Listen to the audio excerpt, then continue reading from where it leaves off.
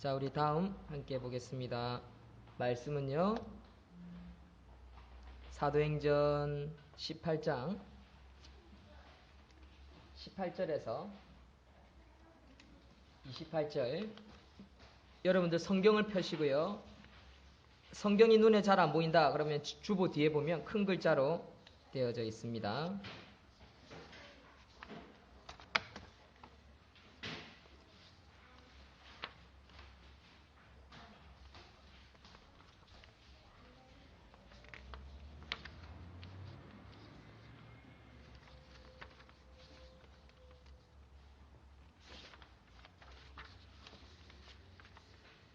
자, 18장 18절에서 28절 말씀 한 목소리로 읽도록 하겠습니다. 시작.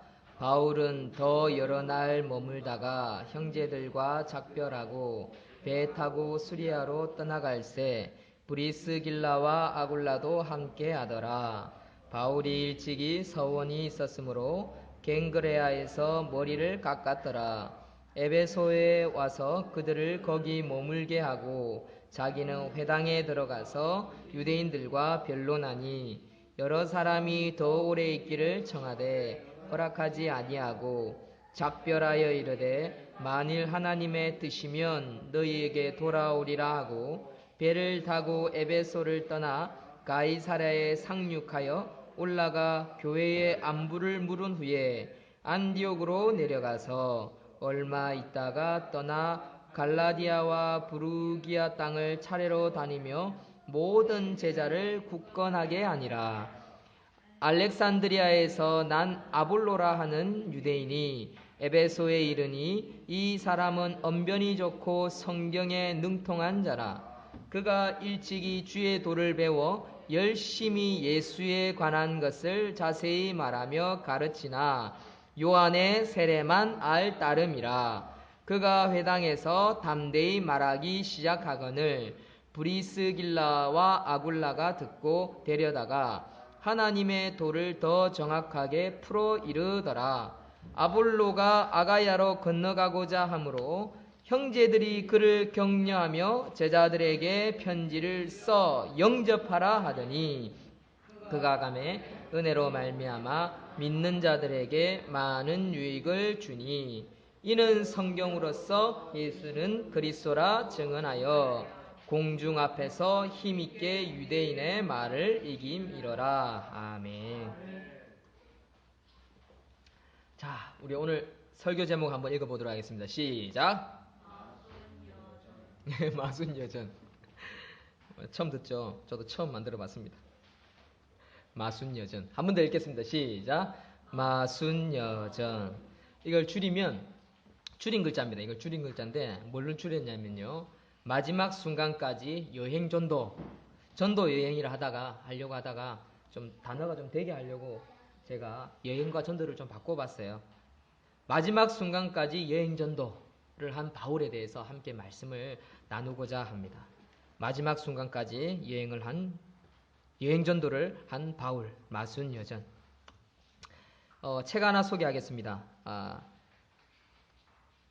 발톱이 6개 빠지도록 석 달간 4,285km를 걸은 26세 여자의 책입니다. 지금 신간서적인데 와일드라는 책입니다. 이 책이 메리트가 있고 사람들이 좀 사보는 이유가 뭐냐고 하니까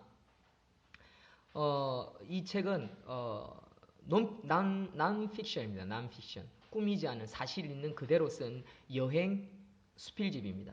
그렇기 때문에 진솔하고요.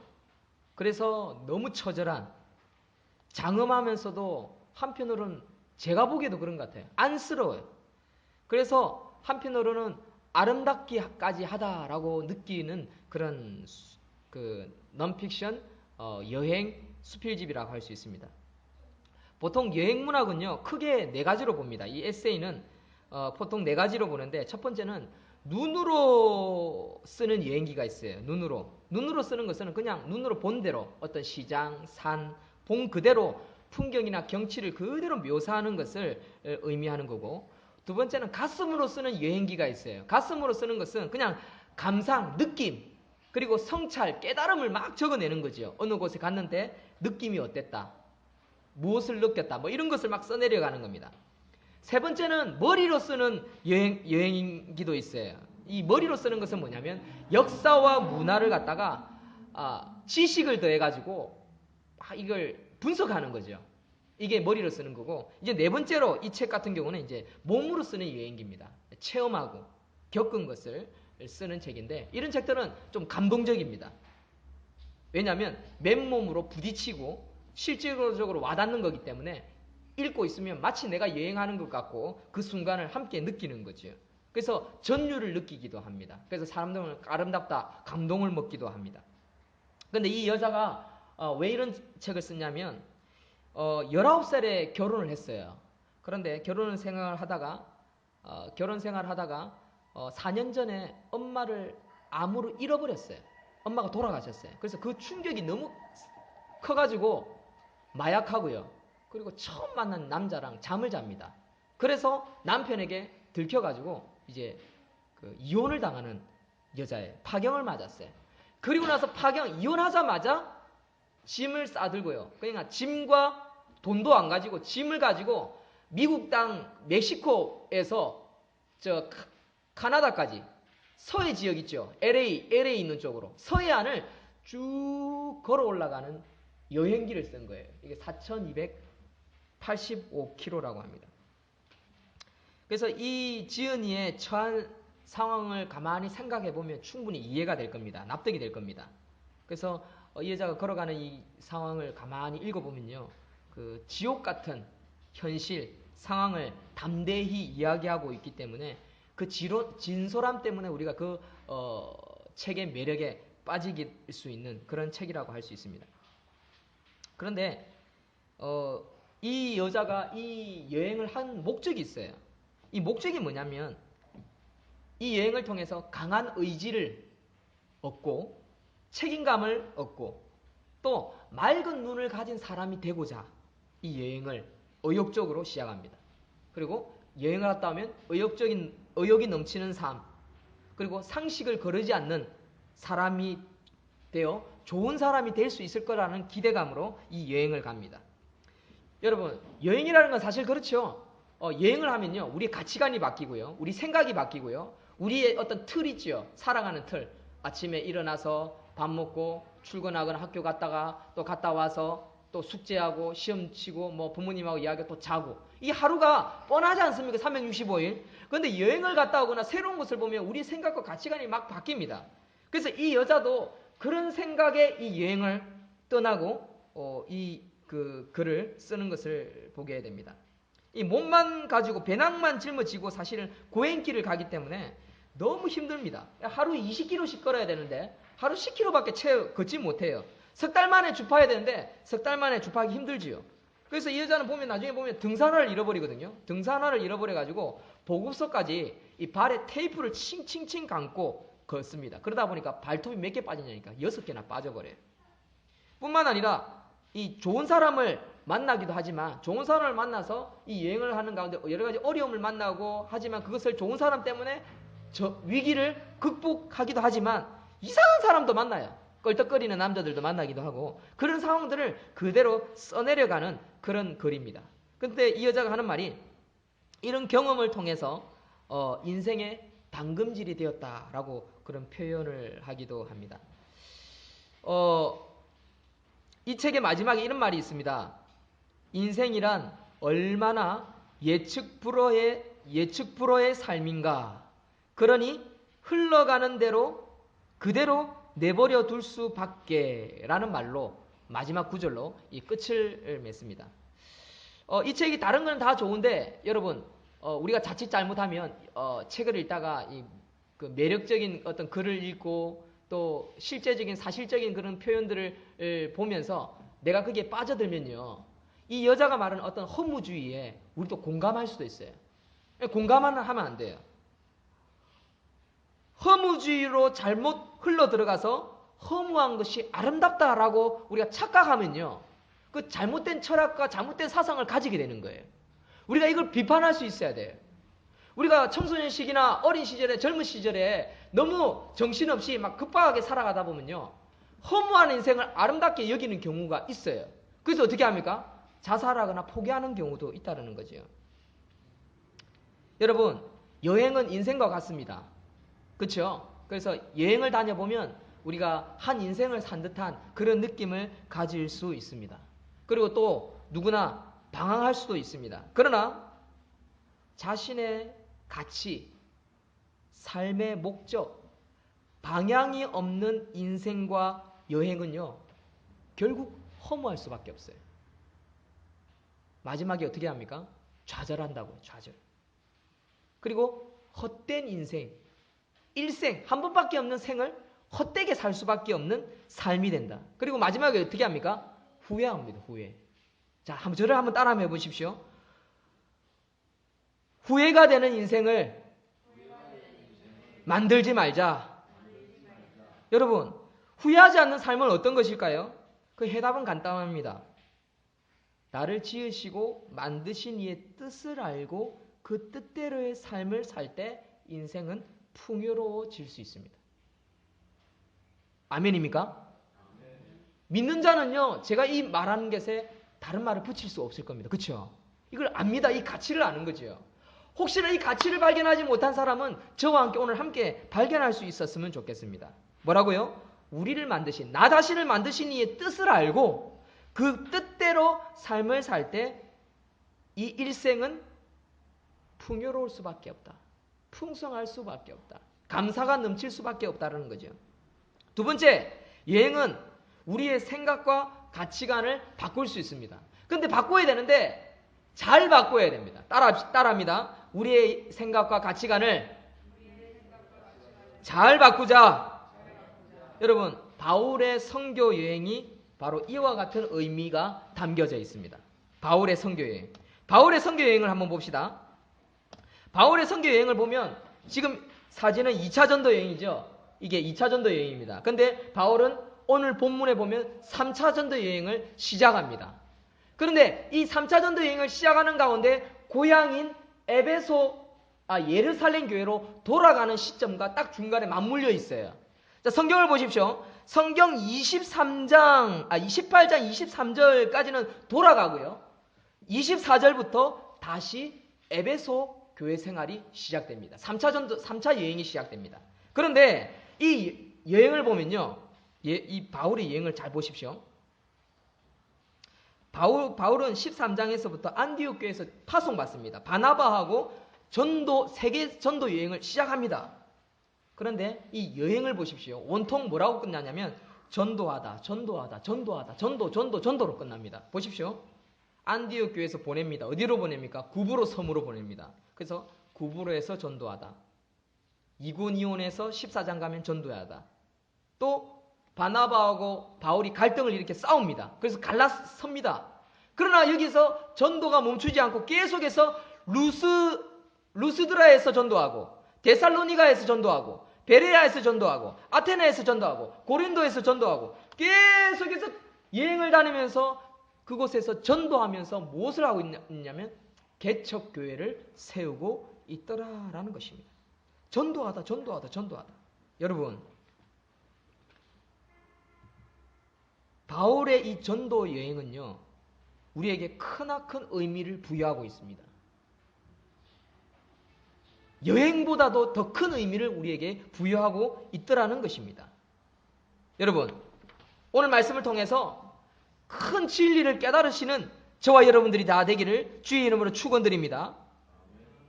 오늘 본문은요, 3차 전도의 시작인 에베소에서 시작을 하는데 그의 삶이 온통 전도로 시작해서 전도로 끝나고 있다는 것이죠. 그 이유가 뭘까요? 이 사람은 할 일이 없어서 그럴까요? 아니면 아까 그 아가씨처럼 아가씨가 아니죠. 미스죠. 뭐라고 해야 됩니까? 미씨입니까? 뭐 어쨌든 결혼을 한 아줌마 그리고 이혼한 사람인데 어쨌든 그 그런 여행처럼 어떤 상처를 받아서 바울이 이렇게 전도 세계 여행을 다니고 있을까요? 할 일이 없는 사람이 아니라 상처받은 사람이 아니라는 거죠. 여러분, 바울은요 온통 전도에 목숨을 걸고 생애를 바치고 있습니다. 두 번째, 이 전도를 통해서 그가 일찍 세웠던 개척교회를 세울 뿐만 아니라 다시 방문하며 재차 방문하면서 거기에 있는 사람들, 성도들을 세우고 있다는 거죠. 바울은 이 전도를 통해서 그 교회를 세우고 개척교회를 세우고 그곳에서 성도를 바르게 하기 위해서 여행을 다니고 있더라는 것입니다. 세 번째, 이 바울이 왜 여행을 다니냐면 이 여행을 다니면서도 늘 모교에 대한 애착과 관심을 잊어버리지 않습니다. 늘 안디옥 교회와 예루살렘 교회에 대한 안부를 묻고 관심을 가집니다. 왜 이렇게 하는 것일까요? 그는 인생의 목적, 삶의 목적, 자기가 살아가는 이유를 분명히 알고 있는 자였다라는 사실입니다. 한번 자기 자신에게 한번 물어보십시오. 따라합니다. 나는 내 인생의 목적을 알고 있는가? 나는 누구인가? 여기에 대한 질문에 대해서 여러분들 정확하게 대답을 할 수 있는 사람이어야 합니다. 그러지 않으면요, 계속해서 방황하고요, 허무한 삶을 살 수밖에 없다는 겁니다. 한 번 더 질문합시다. 왜 이토록 바울은 세계 선교 여행을 다니고 그곳에서 개척교회를 세우고 또 그곳에 사람을 세우고 그러면서 끊임없이 자기 모교회와 자기가 세웠던 교회에 대해서 안부를 묻고 걱정하고 기도해주고 위로하고 찾아가고 왜 이렇게 하는 걸까요? 그의 목적은 여행이 아닙니다. 세상을 구경하는 것이 아니었습니다. 견문을 넓히기 위함도 아니었습니다. 경험을 쌓기 위한 것도 아니었습니다. 좋은 사람을 만나서 자기의 사업을 확장하기 위함도 아니었다는 사실입니다. 그의 사업은 텐트 사업이었습니다. 자기 기업을 세계 글로벌 시키기 위해서 여행을 다니고 있는 것이 아니라는 것입니다. 업자를 만나기 위해서 세계 여행을 다니고 있는 게 아니라는 것입니다. 그의 목적은 오직 개척교회를 세워나가며 복음을 전해서 영혼을 살리고 영혼을 세워서 그곳에서 일꾼들을 세워나가는 것이 그의 인생의 목적이었다라는 것입니다. 왜 이렇게 하는 걸까요? 그가 장가도 안 가고 집도 없이 떠돌이 생활을 하는 이유가 뭘까요?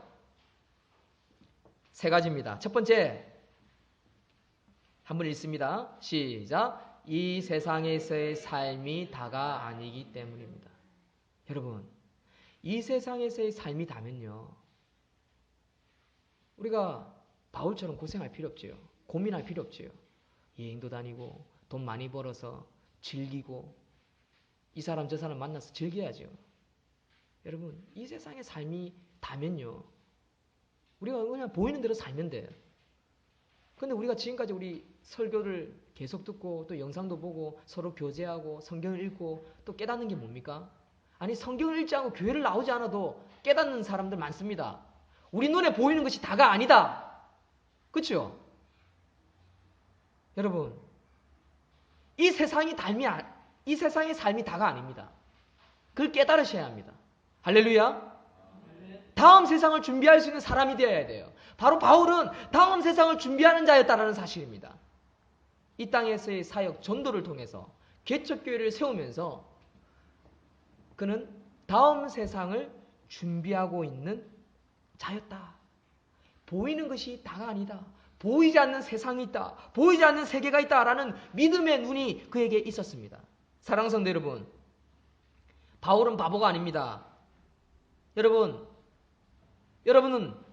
여러분들에게 제가 강력하게 부탁합니다. 바보가 되지 마십시오. 후회하는 삶을 살지 마십시오. 보이지 않는 세계가 있습니다. 그 세계를 볼 수 있는 영안을 가진 저와 여러분들이 다 되시기를 주의 이름으로 축원드립니다. 여러분, 보이지 않는 세계가 더 아름답습니다. 여러분, 그게 더 영적인 눈이라고요. 허무한 것을 쫓아가지 마시라고요. 어떤 사람이 이렇게 말하겠죠. 목사님, 그 보이지 않는 거 쫓는 게 그게 허무한 거 아닙니까? 여러분, 그건 바로 뭐의 차이입니까? 믿음의 차이죠. 믿음의 차이. 그 사람은 믿음이 없는 거고요. 우리는 믿음이 있는 거예요. 믿음이 없는 눈으로 보는 것은요, 허무한 거지만 믿음이 있는 것으로 보는 것은요, 허무한 게 아닌 거예요. 그게 뭡니까? 약속의 땅, 가나안 땅, 축복의 땅이라는 거죠. 할렐루야. 그것을 취하시는 저와 여러분들이 되기를 소망합니다.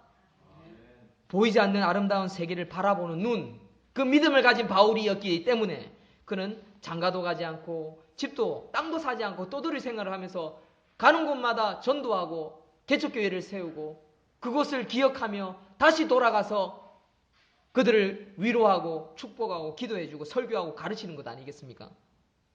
그의 섬김에는 이유가 있습니다. 다음 생애가 있기 때문에, 천국에서의 생애가 있기 때문에 그는 그곳에 갔다라는 것입니다. 여러분, 오는 데는 순서가 있어도요, 가는 데는 랜덤입니다. 아십니까? 오는 데는요, 생일이 있고 태어난 날짜가 있습니다. 그런데 가는 데는요, 랜덤이에요, 랜덤. 어떻게 갈지 몰라요. 여러분들의 인생을 자랑하지 마십시오. 여러분들의 인생을 뭐 대단한 것으로 생각하지 마십시오. 그것이 착각입니다. 하나님이 나를 언제 부르실지 모른다 라는 생각으로 산다면 지금 이 순간 가장 가치 있는 것을 쫓아가게 돼 있다고요. 바울은 그런 생각이 있었기 때문에 그 가치 있는 것을 쫓아가는 삶이었습니다. 바로 다음 세상을 준비하기 위해서 이 땅 가운데 예수님께서 명령하신 땅 끝까지 복음을 전파하라. 그게 뭡니까? 선교죠, 선교. 그래서 세계 선교를 가는 겁니다. 세계 선교를.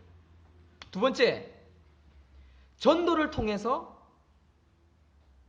영원토록 빛나는 하늘의 상급이 있기 때문에 그렇습니다. 하늘의 상급.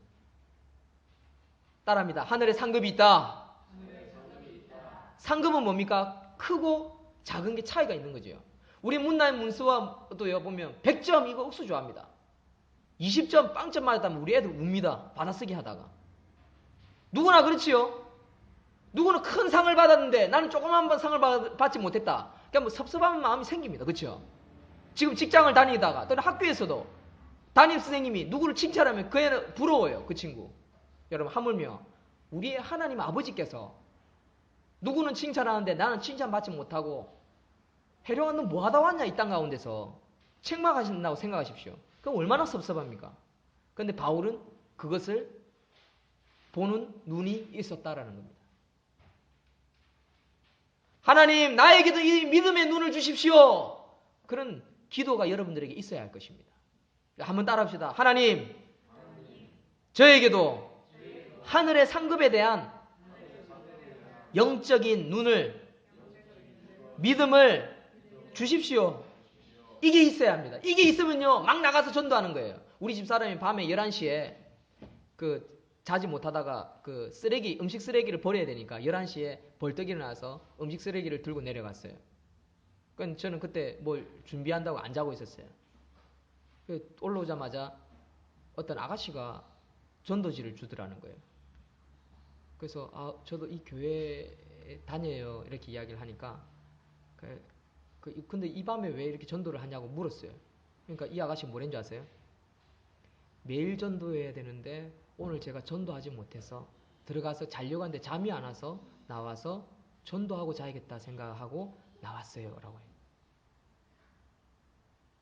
이 여자가 왜 이럴까요?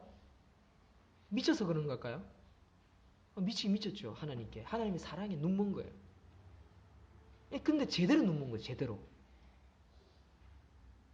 아가씨예요. 아가씨. 시집 안 가는 아가씨.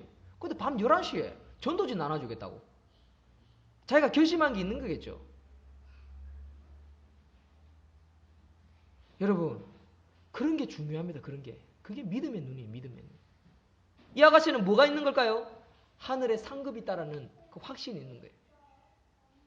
성경 말씀 찾아볼까요? 읽어봅시다. 성경 말씀. 그날에 시작. 그날에 기뻐하고 뛰놀라 하늘에서 너희 상이 큼이라 저희 조상들이 선지자들에게 이와 같이 하였느니라. 아멘. 여러분 하늘에서 너희 상이 큼이라. 상이 크다라 말은 상이 작은 것도 있다 말이죠. 그렇죠? 차이가 있는 거예요. 차이가. 여러분 큰 상을 받으시는 저와 여러분들이 되기를 소망합니다. 상 받는 비결이 뭔지 아세요? 한 영혼을 주께로 인도하는 것입니다. 한 영혼을 주께로. 지혜 있는 자는 시작. 지혜 있는 자는 궁창의 빛과 같이 빛날 것이요 많은 사람을 옳은 대로 돌아오게 한 자는 별과 같이 영원토록 빛나리라. 아멘. 여러분 하늘의 별과 같이 빛나는 게 뭔지 아세요? 많은 사람을 옳은 의 예수께로 인도하는 자, 이런 뜻입니다. 많은 사람을 예수께로 돌아오게 하는 자는 하늘의 별과 같이 빛날 것이다. 사라지지 않는다, 이런 의미죠. 어떤 천문학자들은 별은 사라지고 진다, 또 생긴다, 막 이렇게 이야기하는데, 그거야 수천 년, 수만 년, 수억강 년이 흘렀어고요. 그게 솔직히 우리 인간의 시간법을 생각하면 그게 사라지는 겁니까? 사라지는 게 아니죠. 영원한 거죠, 솔직히. 영원한 거죠. 우리가 1000년을 살아도요, 그 별의 생명과 우리는 비교할 수가 없어요. 우리가 10,000년을 살아도 안 되는 거예요. 광년으로 해결해요. 광년. 별의 생명이요. 광년이요. 빛의 속도로 년수를 해결하는 거예요. 빛이 1초에 지구를 7바퀴 반 돕니다. 우리 7바퀴 반 돌려면 우리가 얼마나 걸어야 되는지 압니까? 평생 걸으면 1년 7바퀴 반 돌까요? 지구를? 한 10바퀴 돌란가 모르겠습니다. 내가 계산을 안 해봤는데 우리 인생이 그만큼 짧은 거예요. 그런데 뭐라고요? 하늘의 별과 같이 빛난다. 영원토록. 얼마나 감사합니까? 이게 하늘의 상급이라는 사실입니다. 이 상급을 취하시는 저와 여러분들이 되길 소망합니다. 세 번째, 왜 바울은 전도하는 걸까요? 바울에게는요, 기쁨이 있었습니다. 전도 여행을 통해서 좋은 사람을 만나고 때로는 그 사람이 좀 부족할지라도 그 사람을 세우는 기쁨을 아는 자였습니다.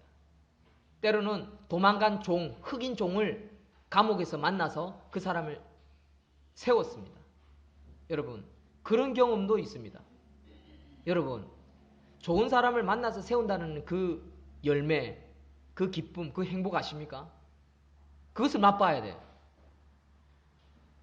제가 우리 아이들, 우리 집사님들 한 명 한 명 만날 때 왜 소중하게 여긴 줄 아세요? 그 맛을 아니까. 그 맛을 여러분들 누리셔야 돼요. 여러분들이 한 사람 전도에 와서 이 사람 가르치고 양육하고 내보다 더 좋은 믿음의 사람으로 그 키우는 기쁨을 누려야 된다고요. 그 기쁨을 알면 그 사람이 나에게 상처 줘도요, 그 견딜 수 있어요. 여러분들 자식 낳아서 키울 때 자식이 여러분들에게 상처 주면 그 자식 버립니까? 아니지 않습니까? 애먹이면 호접합니까? 아니지 않습니까? 끝까지 참고 자식이 빚덩이를 나에게 안겨줘도 그 자식 보고 싶어서 노년에는 눈을 못 감지 않습니까? 그렇죠? 그게 부모의 심정입니다. 여러분, 바울은 바로 이 전도를 통해서 한 사람을 살리고 세우는 기쁨이 있었습니다. 자식을 양육하는, 키우는 듯한 그런 기쁨이 있었다는 거예요. 사랑하는 성도 여러분, 그 기쁨을 누리시는 저와 여러분들이 되기를 소망합니다. 그러면 섬기는 기쁨을 알아요. 교회를 다니는 기쁨을 안다고요. 예배드리는 기쁨도 알고요. 이 세상을 살아가는 맛을 알아요. 그 맛을 누리시는 저와 여러분들이 되기를 소망합니다. 그러면 여러분들 직장에 있을든지 학교에 가든지 누구를 만나든지요, 말하는 거, 생각하는 거 달라집니다. 여행을 다니면서 여러분들 가치관이 달라지는 것보다 더 큰 가치관이 생겨요. 어마어마하게 성장한다고요. 학교에 가서 어떤 친구가 나를 헐뜯거나 비웃거나 조롱하거나 손가락질을 하거나 음행하거나 나쁜 말, 소문을 퍼뜨릴 수도 있어요. 그러나 내가 이 친구 전도해서 바르게 세워야겠다, 그런 결심을 가지면요, 내가 달라져요. 다른 사람이 내를 보는 눈이 다르다고요. 쟤 다르네. 쟤 말하는 게 다르네. 행동하는 게 다르네. 삶을 살아가는 게 다르네. 어떻게 저렇게 착하지? 어떻게 저렇게 애가 좋지? 야, 나 쟤랑 친해져야겠다. 그런 마음이 생긴다고요. 결국에 어떤 사람이 생긴 줄 아세요? 내가 좋아지면요, 좋은 사람이 붙어요. 내가 나쁜 행동을 하면요, 나쁜 사람이 붙어요. 사기꾼이 붙는다고요. 내가 늘 사기치려고 돌아다니면요, 사기꾼을 만나요. 감옥에 들어가 보십시오. 온통 사기꾼입니다. 범죄자들이 또 재범을 합니다. 왠 줄 아세요? 자기 인력, 자기 관계가 그런 사람밖에 없어요. 금고 잘 따는 사람 만나고, 말로 사기 쳐가지고 남 등쳐먹는 사람 잘 만나고, 그런 사람 만나죠, 감옥 가면. 근데 교회 오면 좋은 사람을 만나잖아요. 선하고, 사람 사랑하고, 이해하고, 참고. 근데 교회 와가지고 어떡하면 상처받고 못 나오고 또 손가락질하는 사람 있지요. 그 사람은 그런 사람들밖에 안 만나요. 왜? 수준이 그밖에 안 되니까. 왠지 아세요? 교회 옮기고 또 옮기고 또 옮기고 자기 자신을 극복 못 하니까. 왜 극복하는지 못한지 아세요? 사람을 살리고 세우는 일을 안 해봤기 때문에 그런 거예요. 여러분, 자식을 안 낳아본 여자는요, 자식을 키우고 젖을 먹이고 자식을 사랑하는 마음, 아기를 낳아본 여자하고 다릅니다. 압니까? 솔로몬의 두 여자 보십시오. 자식을 못 낳는 여자와 자식을 낳은 여자가 아기 하나 때문에 싸웁니다. 솔로몬에게 재판을 걸었어요. 내 자식입니다. 내 자식입니다. 서로 자기 자식이라 이야기했어요. 그러니까 솔로몬이 뭘 했습니까? 잘라서 반반씩 나누어서 줘라. 한 여자는 뭐랍니까? 올콘이 잘 됐다고 가만히 있는데 한 여자는 울면서 아닙니다. 저 여자 주세요라고 하지 않습니까? 그게 부모의 심정이라고, 엄마의 심정이라고요. 전도에서 사람을 살려보고 키워본 사람은요, 목사의 마음도 압니다. 교회에 왜 분란이 생긴지 아세요? 전도하지 않고 사람을 키우지 않기 때문에 그런 거예요. 내만 사랑받고, 내만 보호받고, 내만 위로받고, 내만 관심받으려고 하니까 성장 안 하는 거예요. 발전 안 하는 거예요. 그 자리인 거예요. 그 자리. 그런 사람이 어떻게 성장하겠어요? 전도 안 하고, 사람을 가르치지 않고, 부모의 심정, 엄마의 심정, 아비의 심정, 목자의 심정, 목회자의 심정을 가져본 적이 없는데 그런 사람이 교회에 문제를 일으키죠. 고린도 교회도 그랬어요. 헐뜯고 싸우고 그랬어요. 왜 그랬을까요? 전도 안 하니까 그런 거예요. 전도 안 하니까. 사람을 양육 안 하니까. 섬기지 않으니까. 여러분, 전도는요, 사람을 세우는 기쁨이고 열매입니다. 여러분, 오늘 본문에도 보면 그런 사람들이 나옵니다. 바나바, 마가, 요한 함께 전도를 시작해가지고 루디아를 만나고 브리스길라와 아굴라 부부를 만나고 실라와 디모데를 세우고 목회자를 세워가지 않습니까? 여러분, 오늘 성경에도 보면요, 그런 한 사람이 있습니다. 아볼로라는 사람입니다. 아볼로가 그렇게 세워졌어요. 아볼로는요, 준비된 사역자였어요. 정말 좋은 사람이었어요. 학문이 많고 성경에 능한 자였어요. 일찍 주의 도를 배워가지고 어릴 때부터 하나님의 말씀을 아는 자였어요. 25절 읽어보십시오. 다 적혀져 있습니다. 그리고 이 사람 은사가 있었어요. 남을 잘 가르쳤어요. 여러분, 마무리합니다. 잘 들으십시오. 마무리할게요. 빨리 마무리할게요. 3분 안에 마무리할게요. 아볼로 같은 사람이 돼야 합니다. 아볼로는요, 마치 요즘 싸이가 같아. 싸이 보면요, 뜨지도 않았는데 이 농심라면, 막 라면 먹으면서 뭐라고 했냐면 농심에다가 자기 사진을 보냈어요. 동영상을 보세요. 자기는 농심라면을 제일 좋아하는데 농심라면을 제일 맛있게 먹는 요령 해가지고 동영상을 보냈어요. 근데 그리고 나서 그 먹고 강남 스타일이 뜬 거예요. 그래서 이걸 이번에 광고를 찍었대요. 처음에는 농심가가 이 사람이 미쳤나? 왜 이러지? 이러면서 멘붕을 일으켰대요. 2인자, 싸이. 이 사람 이름도 없이 진짜 별 볼 일 없는 인생이었지 않습니까? 그런데 이번에 떴어요. 그렇죠? 미국에서. 엄청난 세계적인 스타가 됐어요. 근데 이 사람 보면 참 겸손해져. 겸손하다는 걸 느낄 수 있어요. 2인자고 자기가 배불뚝이고 아저씨고 별 볼 일 없다는 걸 알면서도 어떤 파파라치가 와도 웃으면서 겸손하게 이야기를 하는 모습을 봐요. 오늘 성경에 나오는 아볼로 그래. 아볼로가 보면요, 학문이 많고 성경에 능하고 일찍 주의 도를 배우고 가르치는 은사가 있었지만 그는 성경에 많이 드러나지 않습니다. 오히려 디모데나 신라보다도 잘 드러나지 않을 때가 있습니다. 어떤 사람은 교회 다니는 사람들, 성도들 중에는요, 아볼로가 누군지도 몰라요. 그런 사람도 있어요. 그런데 그는 매우 열심을 가지고 섬기는 자였어요. 다른 사람을 양육하고 가르치고 섬기는데 최선을 다하는 자였어요. 세 번째, 용기가 있는 사람이었어요. 담대히 전도하고 담대히 말하는 자였어요. 나와가지고 전도하는 사람이었다고요. 그리고 겸손한 자였어요. 자기보다 학문이 뒤떨어진 사람들에게서도 가르침을 받았어요. 브리스길라 아굴라는요, 학문이 뛰어난 사람이 아니었어요. 기술자였죠. 그 사람들이 가르치는데도 예예 하면서 배웠어요. 아볼로는 그런 사람이었어요. 다섯 번째, 자신의 소명을 아는 자였어요. 하나님이 하나님 나를 왜 부르셨을까? 내가 왜 바울을 만났을까? 내가 왜 아굴라와 브리스길라 부부를 만났을까? 내가 왜 이 교회를 다니는 걸까? 그 소명, 그 부르심을 정확하게 아는 자였다고요. 그걸 모르면요, 교만해지고 옆길로 셉니다. 흔들린다고요. 유익을 주는 자가 못 됩니다. 그러나 아볼로는 유익을 주는 자였다.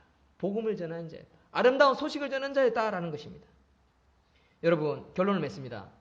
이제 여러분들에게 도전을 줍니다. 제자를 만나십시오. 섬기십시오. 키우십시오.